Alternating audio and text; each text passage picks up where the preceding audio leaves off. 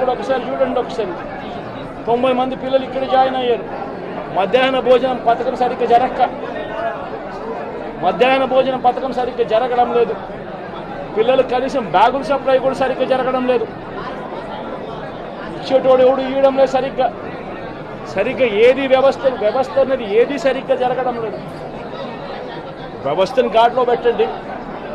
మీరు ప్రజలు మిమ్మల్ని ఏదైతే ఓటు వేశారో ఒక కారణం చేత మీరు ప్రజలు 10% మంది ఓట్లు, మాకు రావాల్సిన 10% మంది ఓట్లు మీకు వైపు డ్రిఫ్ట్ అయ్యాయి అని అంటే కేవలం మీరు చేసిన మోసపూరిత వాగ్దానాల వల్ల డ్రిఫ్ట్ అయ్యాయి. ప్రజలు మీ దగ్గర నుంచి ఎక్స్పెక్ట్ చేస్తూ ఉన్నారు. రైతులు అల్లాడిపోతూ ఉన్నారు, రైతు భరోసా అందక. పిల్లలు అల్లాడిపోతూ ఉన్నారు, పిల్లలు బడులు స్టార్ట్ అయ్యాయి కానీ తల్లులకు అమ్మఒడి కార్యక్రమం ద్వారా వస్తూ ఉన్నది రావడం లేదు. తల్లులు ఎదురుగా ఆశగా ఎదురు చూస్తూ ఉన్నారు. వాళ్ళని చూసుకోండి. అక్క చెల్లెమ్మలకి ఇస్తామన్నారు నెల 1500 రూపాయలు, అది ఇచ్చే కార్యక్రమం చూసుకోండి. ఇంటింటికి ఉద్యోగం అన్నారు, ఉద్యోగం ఇవ్వకపోతే 3000 రూపాయలు ప్రతి ఇంటికి నిరుద్యోగ వృత్తి అన్నారు.